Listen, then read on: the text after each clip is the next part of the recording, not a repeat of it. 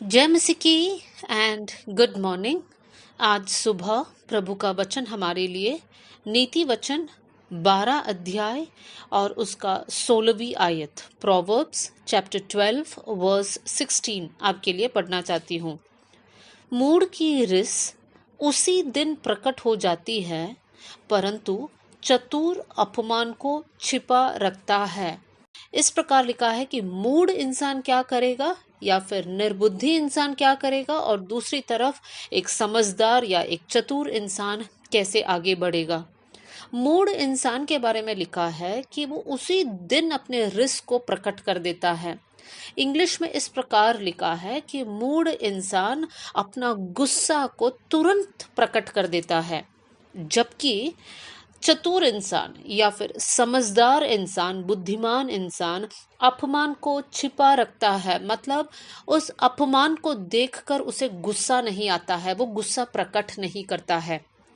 मेरे प्रियो, हम सबके जीवन में हमें ये देखना है कि जब हमारे सामने ऐसे परिस्थितियाँ आती हैं जहाँ पर हमें गुस्सा आता है, तो क्या हम तुरंत गुस्सा होकर हमारे रिएक्शन को वहाँ पर देते हैं, या फिर उस परिस्थिति में भी हम लोग शांत रहकर हम लोग उन चीज़ों की तरफ हमारा ध्यान नहीं देते हुए आगे की तरफ हम लोग बढ़ते हैं।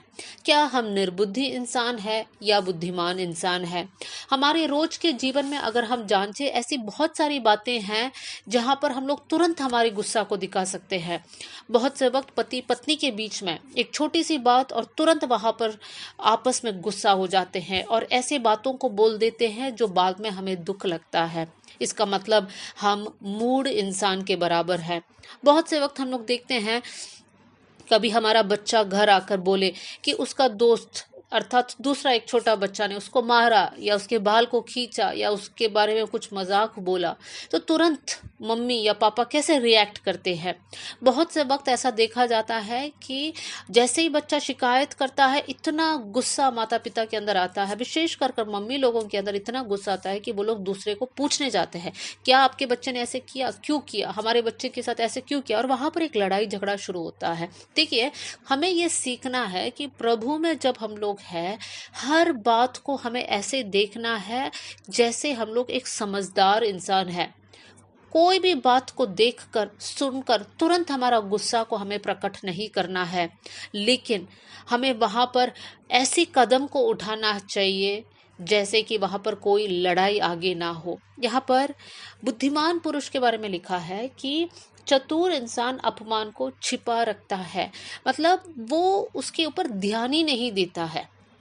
मेरे प्रियो, जब हम प्रभु में आए हैं, हम विश्वास में बढ़ रहे हैं, बहुत से वक्त हमें लोगों की निंदा को सुनना पड़ेगा।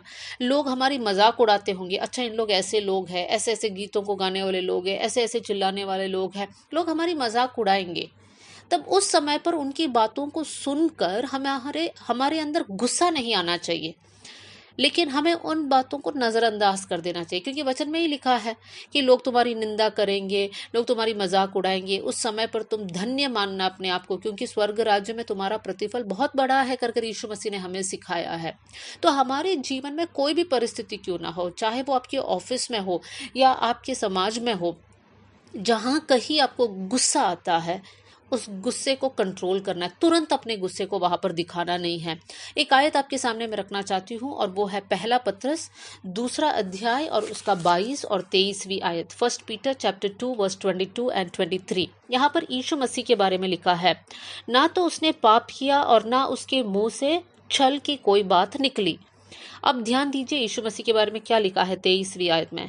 वो गाली सुनकर गाली नहीं देता था, दुख उठाकर किसी को भी धमकी नहीं देता था, पर अपने आप को सच्चे न्यायी के हाथ में सौंपता था। मेरे प्रियो, यीशु मसीह के बारे में लिखा है कि लोग यीशु मसीह के बारे में बुरी बुरी बातों को कहते थे, लेकिन यीशु मसीह ने कभी भी उस बुराई के बदले बुराई नहीं दिया, किसी के बातों को सुनकर उनको धमकी नहीं दिया।